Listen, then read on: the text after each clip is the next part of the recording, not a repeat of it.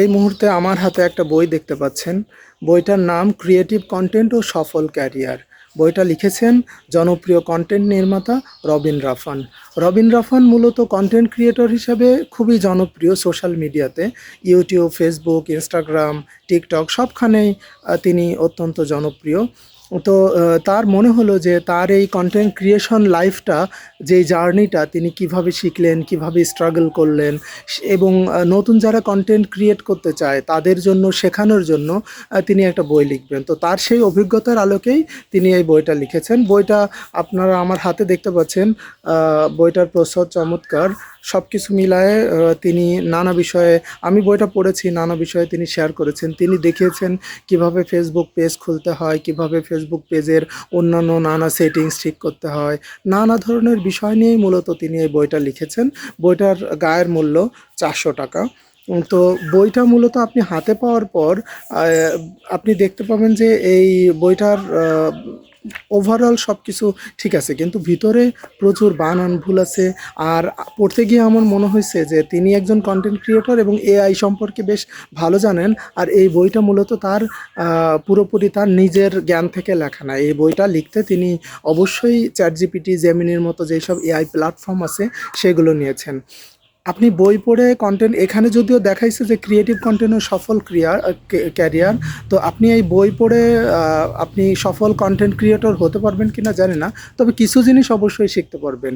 এই বইটা পড়তে গিয়ে আমার যেটা মনে হইলো সেটা হলো, আমরা ইন্টারমিডিয়েটে থাকতে একটা গল্প পড়ছিলাম যে how to ride A bicycle. দুজন বন্ধু আদিব আর রাগিব, তারা দুজনই সাইকেল চালানো শিখতে চায়। তো একজন হলো সাইকেল চালানোর বই, এই যে এই ক্রিয়েটিভ কন্টেন্ট ও সফল ক্যারিয়ার যেরকম একটা বই, এরকম একটা বই কিনে আনলো। বইটার নাম হলো how to ride a bicycle. আর আরেক বন্ধু সে সরাসরি সাইকেল কিনে নিয়ে আসলো। তো যে সাইকেল কিনে নিয়ে আসলো সে প্র্যাকটিক্যালি ওটা করতে শুরু করলো, করতে করতে বারবার আছাড় খেয়ে পড়ে যায়। আর যে বই পড়ছিল সে ওটা দেখে হাসে। একটা পর্যায়ে দেখা গেলো ওই ছেলেটা সাইকেল চালানো শিখে গেছে। আর যখন সে সাইকেল চালানো শিখে গেছে, ওই যে বন্ধু বই পড়তেছিল যে how to ride a bicycle, তার বই পড়াও শেষ হয়ে গেছে। এবার বই রেখে, বই যেহেতু পড়া শেষ হয়ে গেছে, এবার সে চলে গেল বাজার থেকে একটা সাইকেল কিনে আনলো।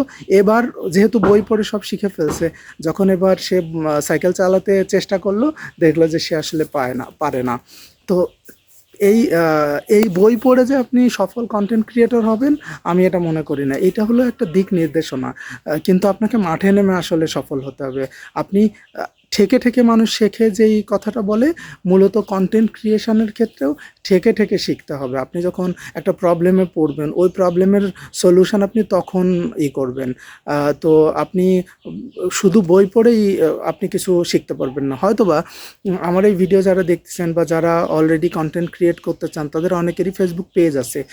এই বইতে মূলত বিভিন্ন বিষয়ে তিনি কথা বলছেন, যেমন বিভিন্ন ক্যামেরা নিয়ে কথা বলছেন, পৃষ্ঠার পর পৃষ্ঠা জুড়ে ক্যামেরা নিয়ে কথা বলছেন।